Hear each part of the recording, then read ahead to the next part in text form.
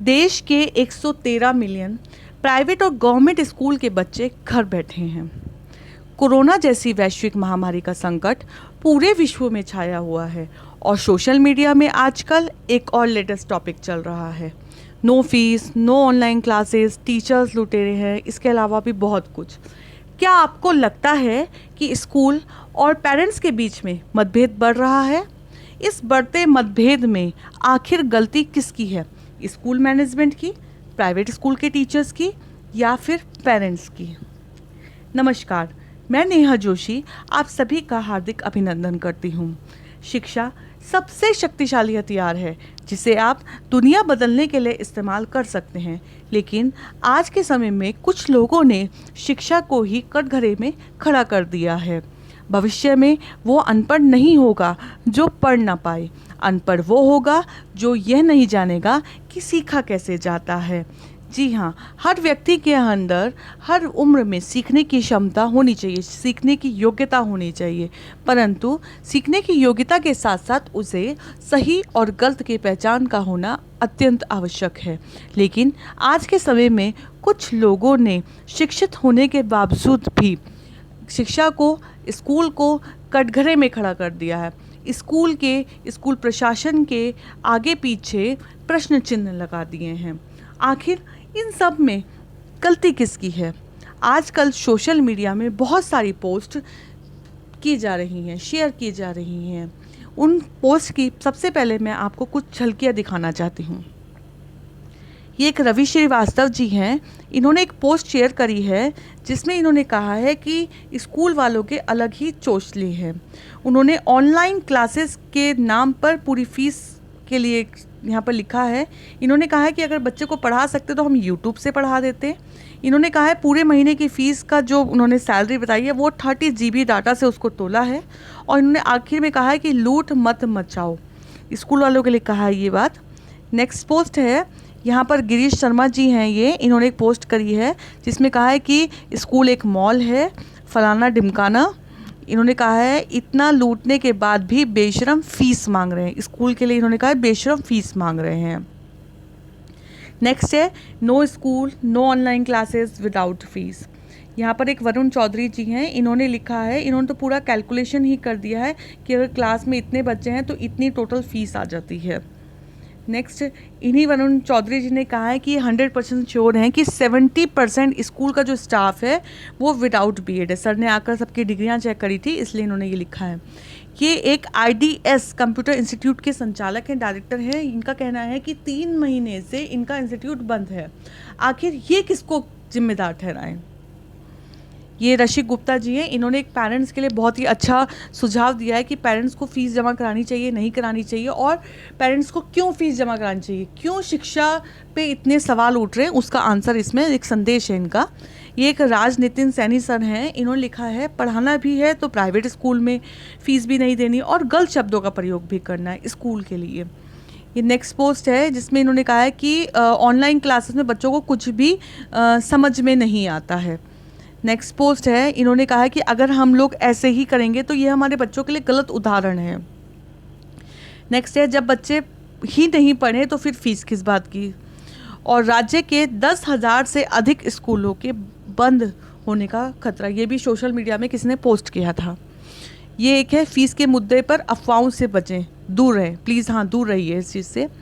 और ये है कि उत्तराखंड सरकार का है कि ट्यूशन फ़ीस के अलावा, देखिए ट्यूशन फ़ीस होती है मंथली फ़ीस तो आपको देनी है, उसके अलावा आपसे कोई भी करिकुलम एक्टिविटीज़ का चार्जेस नहीं ले रहा है स्कूल, कुछ भी अलग से चार्जेस नहीं आपको पे करना है। नेक्स्ट है, प्राइवेट स्कूलों को ख़त्म करने की रची जा रही है साजिश। नेक्स्ट है, ये उत्तराखंड सरकार के शिक्षा मंत्री ने कहा है कि फ़ीस माफ़ी पर शिक्षा मंत्री ने कहा है कि अगर आप फ़ीस जमा नहीं कर सकते तो आप अपने बच्चों का एडमिशन सरकारी स्कूल में करा दीजिए। शिक्षा मंत्री ने कहा है कि अभिभावकों को फ़ीस जमा करानी चाहिए, माफ़ होगी भूल जाएं। ये एक और महाशय, इन्होंने पूरा ही कैलकुलेशन बताया है कि स्कूल को इतना बेनिफिट्स होता है और उसके बाद भी स्कूल जो है वेतन नहीं देता है। यहाँ पर है, ऑनलाइन क्लासेस, ऑनलाइन फ़ीस, पे फीस, ब्रेक द चेन, एक और ये सर हैं, इंग्लिश के टीचर हैं, जो कि 30 साल से एक स्कूल में वर्क कर रहे थे और लॉकडाउन में इनकी जॉब चली गई और इन्हें अपने घर का गुजारा करना है, तो गुजारा करने के लिए ये मिट्टी ढो रहे हैं। नेक्स्ट है, परिवार का पेट पालने निजी स्कूल के शिक्षक बेच रहे हैं फल और सब्जियां। ये DSSB टीचर्स स्कूल का ग्रुप है, जिसमें लिखा है, मत पूछो कि शिक्षक कौन है, आपके प्रश्न का सटीक उत्तर है आपका मौन है। शिक्षक स्वयं एक जिज्ञासा है, खुद कुआं है मगर प्यासा है। ये बहुत सारी पोस्ट थी जिसमें ये है, ऑनलाइन पढ़ाते हैं और आज जो है ये खाने के लिए खाना बांट रहे हैं। पाई पाई को मोहताज है जो बांट रहे थे आज तक खाना। अब प्रश्न ये आता है कि स्कूल फीस देनी चाहिए नहीं देनी चाहिए, क्योंकि इतनी सारी पोस्ट को पढ़ने के बाद, इसके अलावा भी बहुत सारी पोस्ट थी जिन्हें मैंने पढ़ा, इतनी सारी पोस्ट को पढ़ने के बाद प्रश्न ये था कि स्कूल फीस देनी चाहिए या नहीं देनी चाहिए। क्या आप जानते हैं कि प्राइवेट स्कूल कितने तरीके के होते हैं? देखिए, जब हम कोई सोशल मीडिया में कोई पोस्ट शेयर करते हैं तो सबसे पहले उसकी जानकारी का होना बहुत ज़्यादा ज़रूरी है। हम सिर्फ दूसरे ने कह दिया, हम लोग क्या करते हैं हिंदुस्तान में कि हम अफवाहों पे ज़्यादा ध्यान देते हैं। एक्चुअल में हमें यही नहीं पता कि क्या सही है क्या गलत है, क्या हमें फ़ीस देनी चाहिए नहीं देनी चाहिए। तो सबसे पहला प्रश्न है कि फ़ीस देनी चाहिए नहीं देनी चाहिए। देखिए, कल को भी फीस आपको देनी है, आने वाले समय में भी आपको फ़ीस देनी है, तो आज क्यों फ़ीस देने में प्रॉब्लम?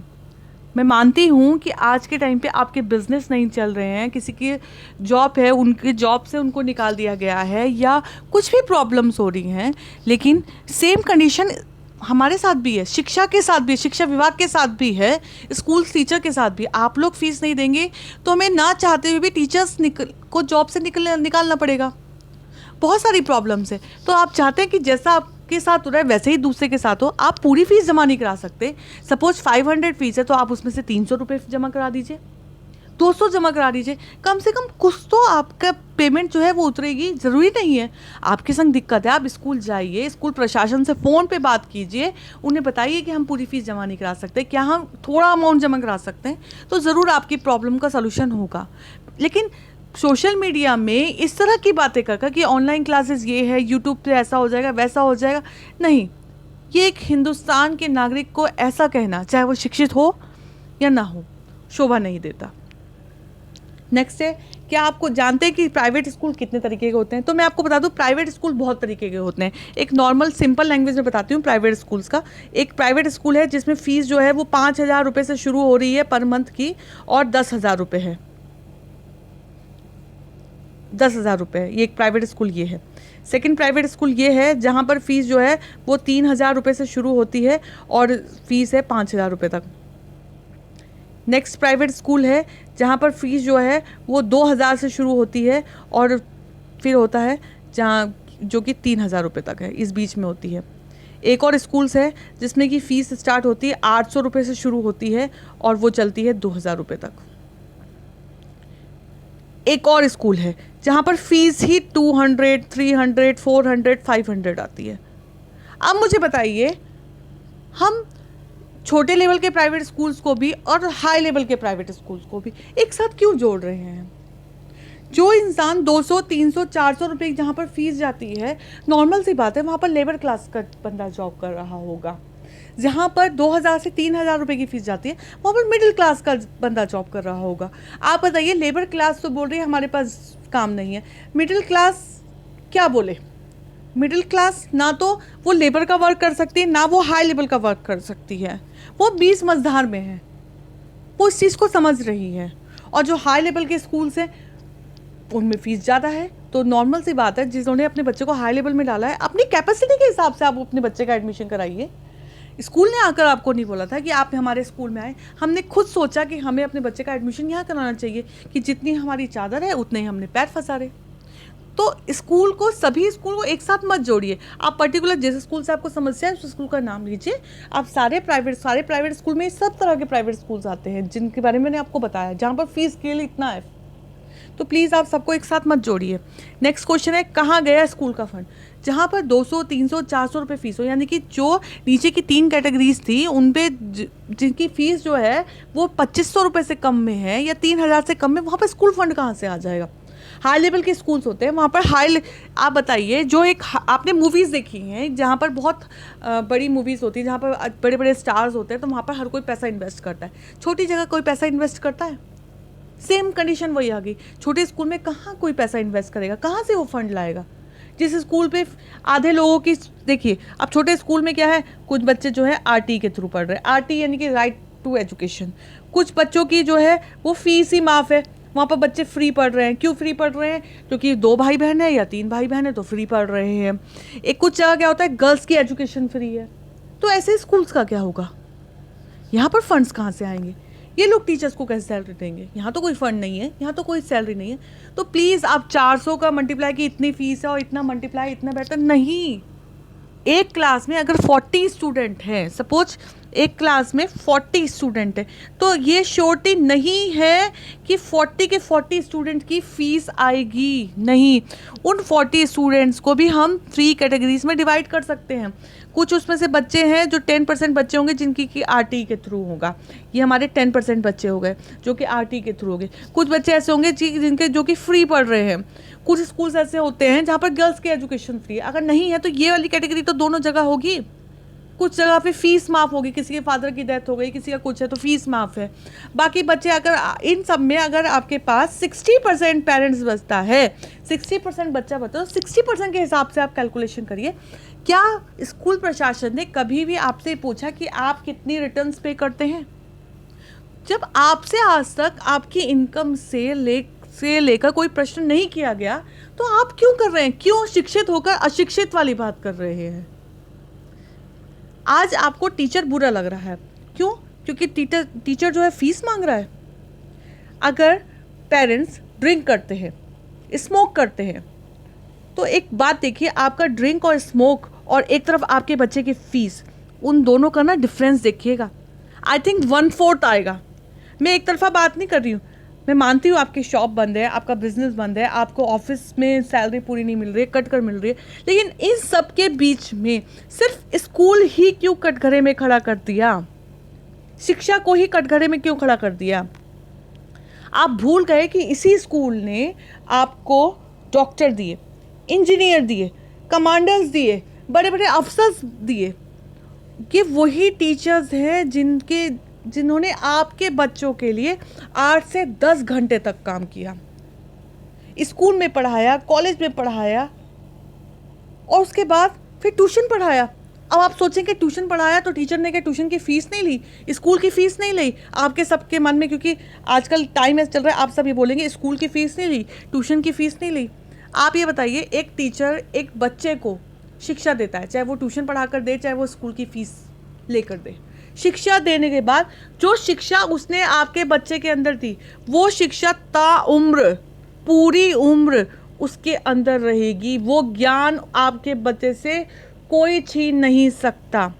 क्या कभी किसी टीचर ने आकर किसी सक्सेस बच्चे से, यानी कि कोई बच्चा अगर डॉक्टर बन गया है या कोई अफसर बन गया है या कोई हाई लेवल पे कमांडर बन गया है या कोई वकील बन गया है, उससे कभी बोला, किसी डॉक्टर से आकर किसी टीचर ने बोला कि भाई मैंने तुझे पढ़ाया था, एक काम कर कि तू अपनी 3 महीने की सैलरी मुझे दे दे?